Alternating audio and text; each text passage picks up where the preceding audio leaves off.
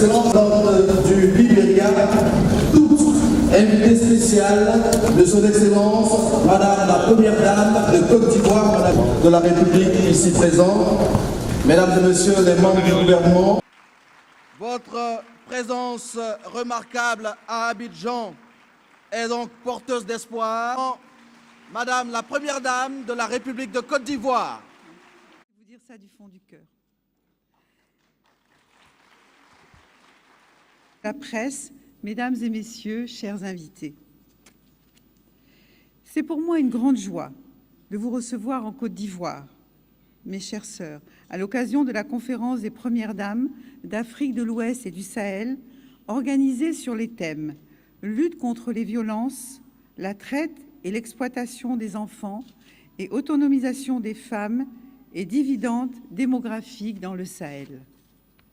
Je voudrais tout d'abord adresser mes chaleureuses salutations à toutes mes sœurs Premières Dames qui ont effectué le déplacement jusqu'à Abidjan, malgré leur calendrier chargé, et leur dire que nous sommes heureux de les recevoir en terre ivoirienne. Je vous demanderai d'applaudir très très fort. Madame Fatoumata Ba-Boro, Première Dame de Gambie, je vous demande de l'applaudir très fort. Madame Rebecca Akufo-Addo, Première Dame du Ghana. Madame Aminata Maïga Keïda, Première Dame du Mali. Madame Mariem Mint Ahmed, Première Dame de Mauritanie. Madame Lala Malika Issoufou Mamadou, Première Dame du Niger. Madame Marem Sall, Première Dame du Sénégal. Madame Sia Nyama Koroma, Première Dame de Sierra Leone. Madame Kwadianou Fadima Condé, épouse du président de l'Assemblée nationale de Guinée. Madame Gimbiya Dogara, épouse du président de l'Assemblée nationale du Nigeria. Mes chères sœurs, je souhaite à chacune de vous, ainsi qu'à vos délégations respectives, le traditionnel Akwaba en Côte d'Ivoire. Je salue également les hautes personnalités venues représenter les Premières Dames des pays frères qui n'ont pas pu être des nôtres, à savoir le Burkina Faso, le Bénin, le Cap-Vert, la Guinée-Bissau et le Tchad, ainsi que les pays représentés par le ministre que sont le Libéria et le Togo. Votre présence à tous est la preuve de l'intérêt majeur que vous portez à la question de la protection de nos enfants et à l'épanouissement de nos sœurs, et je vous en remercie. Je voudrais à présent saluer une grande dame, ma chère grande sœur, Madame la Présidente Henriette Konan-Bédier, qui est avec nous ce matin pour nous entourer de ses conseils, de son expérience et de son affection. Merci, grande sœur. Je souhaiterais à présent adresser mes sincères salutations à Monsieur Daniel Kablan-Duncan, vice-président de la République de Côte d'Ivoire, qui représente mon cher époux, le président de la République, et Madame Clarisse Duncan, qui nous font le grand honneur d'être avec nous ce matin. Je salue également Monsieur le Président de la Commission de la CEDEAO, son Excellence Monsieur Marcel de Souza, qui a fait le déplacement depuis Abuja pour participer à nos travaux. Et merci pour votre beau discours, Monsieur le Président. Je salue également l'ensemble des ministres des pays de la CEDEAO et du Sahel venus apporter leur soutien à cette initiative et qui œuvrent à mettre en place des mesures concrètes pour la protection des enfants dans nos pays. Je salue ensuite toutes les autorités de Côte d'Ivoire. Elles sont nombreuses et je remercie chacun et chacune d'entre vous d'être là. Les membres du gouvernement ivoirien, ainsi que tous les ambassadeurs et les membres du corps diplomatique qui sont présents à cette cérémonie. Merci beaucoup. Je salue aussi tous nos partenaires techniques et financiers qui nous accompagnent depuis plusieurs années dans la lutte contre le travail des enfants. En particulier, l'UNICEF, représenté par Madame Fatoumata Ndiaye, directeur exécutif adjoint venu spécialement de New York, ainsi que le Bureau international du travail, représenté à cette conférence par M. Moussa Oumarou, directeur du département Gouvernance et Tripartisme venu spécialement de Genève. Je voudrais également saluer Mme Tania Raza, représentante du département du travail des États-Unis d'Amérique, qui a effectué le déplacement depuis Washington et qui nous accompagne efficacement dans nos efforts pour la lutte contre le travail des enfants. Je vous remercie, chers partenaires, pour le soutien inestimable que vous nous apportez au quotidien et dans l'organisation de cette importante rencontre. J'adresse à présent mes salutations à Mme Fatimata Diasso, commissaire des Affaires sociales et du genre de la Commission de la CEDEAO, ainsi qu'à tous les experts et les membres des organisations internationales, dont certains sont venus de très loin et qui sont avec nous depuis vendredi, afin de mener une réflexion commune sur la lutte contre le travail des enfants. Mes salutations vont aussi à M. Yves Connet, directeur général du Café Cacao, aux représentants de l'industrie du cacao et du chocolat, que je remercie pour les actions qu'ils mènent au quotidien en vue de l'élimination du travail des enfants dans la chaîne d'approvisionnement du cacao, ainsi qu'à nos parents producteurs représentés en grand nombre à l'occasion de cette cérémonie. Je voudrais saluer enfin les organisations de la société civile, les associations et les ONG, nos chefs traditionnels et religieux, la presse nationale et internationale, ainsi que tous nos frères et sœurs venus nombreux pour nous soutenir à cette cérémonie.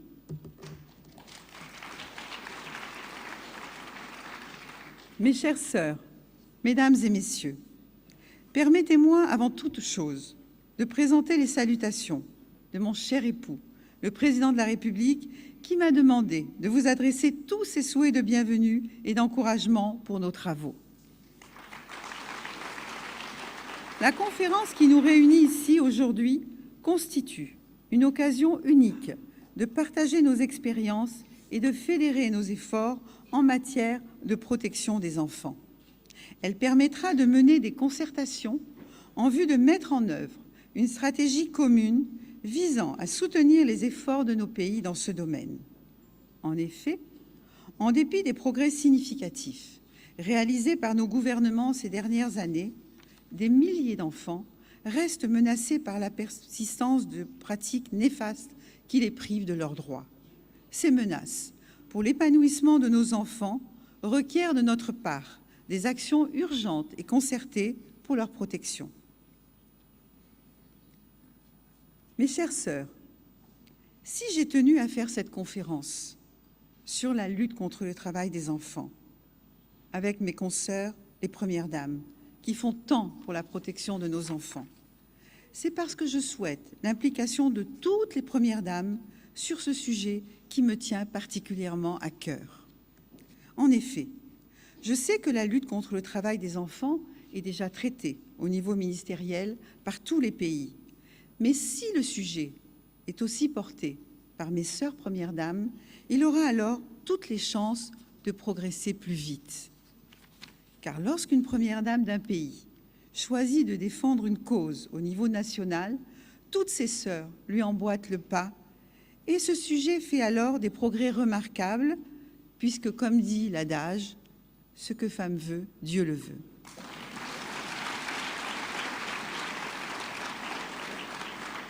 En effet, je crois fortement qu'en unissant nos forces, nous pourrons impulser ensemble un profond changement des mentalités dans nos pays et sur notre continent. De cette façon, il sera possible de protéger les droits fondamentaux de nos enfants, notamment le droit d'avoir une alimentation suffisante et équilibrée, d'être soignés, d'aller à l'école, d'être protégés de la violence, de la maltraitance et de toute forme d'abus et d'exploitation. Mesdames et messieurs, mes chères sœurs, comme vous le savez peut-être, j'ai créé en 1998 la Fondation Children of Africa, Enfants d'Afrique, parce que la cause des enfants a toujours été une préoccupation majeure pour moi. C'est pourquoi, Lorsque le président de la République, Alassane Ouattara, m'a demandé en 2012 de présider le CNS, Comité national de surveillance des actions de lutte contre la traite, l'exploitation et le travail des enfants, j'ai accepté avec grand plaisir. Comme vous avez pu le voir sur le film qui vous a été présenté, depuis 6 ans, nous mobilisons toutes les énergies au sein du CNS et du comité interministériel présidé par Monsieur le ministre Jean-Claude Kouassi pour éliminer ce fléau de Côte d'Ivoire. Beaucoup d'actions ont été menées par nos 2 comités, aussi bien sur le terrain qu'auprès des instances nationales et internationales un peu partout dans le monde. En collaboration avec les principaux acteurs nationaux et internationaux, nous avons élaboré et suivi 2 plans d'action nationaux 2012-2014 et 2015-2017 de lutte contre la traite, l'exploitation et le travail des enfants dans tous les secteurs d'activité économique. Parmi les nombreuses actions menées, certaines ont occupé une place majeure dans notre stratégie, à savoir la sensibilisation et l'information des populations par des rencontres de proximité et des campagnes de communication, la formation des intervenants dans la chaîne de remédiation, ainsi que le renforcement de la coopération sous-régionale. Dans ce cadre, et sous l'égide des Premières Dames déjà, plusieurs accords de coopération ont été signés avec le Mali, le Burkina Faso et le Ghana pour lutter contre la traite transfrontalière des enfants. De même, des conventions de partenariat ont été signées avec la World Cocoa Foundation et la fondation ICI pour lutter contre le travail des enfants dans la cacaoculture en Côte d'Ivoire. Je voudrais, à ce stade de mon propos, remercier le Conseil du café cacao, ainsi que les entreprises Nestlé, Barry Callebaut, Mars, Mondelez, Cargill, Olam, Ecom, Touton, C'est moi, Hershey, Tony's, Twinning et Sugden pour leur action en faveur de la lutte contre le travail des enfants et l'amélioration des conditions de vie de nos parents paysans. Et je vous demande de les applaudir très très fort.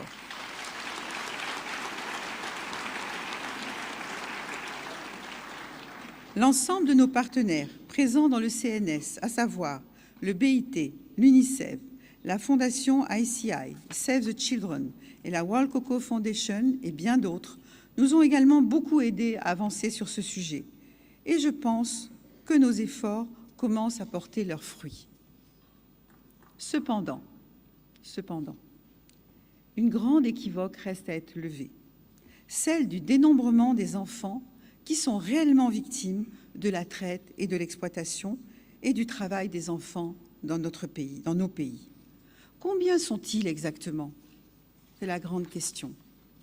En effet, il faut absolument éviter les amalgames et faire la distinction entre, d'une part, les enfants de nos paysans, qui les rejoignent quelquefois après l'école et effectuent à leur côté des travaux légers, et d'autre part, les enfants qui sont victimes de traite et d'exploitation et qui sont privés de leurs droits fondamentaux. Et c'est pour cela que nous devons nous battre de toutes nos forces.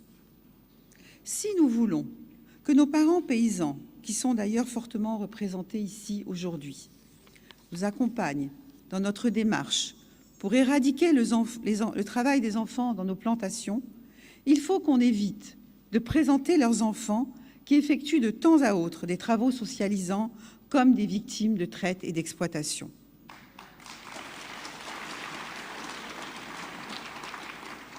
À cet effet, nous souhaitons que les différentes enquêtes menées dans nos pays respectifs tiennent compte de ces critères qui ont d'ailleurs été approuvés par l'Organisation internationale du travail suite à notre rencontre avec M. Guy Ryder, directeur général du BIT à Genève en avril 2016.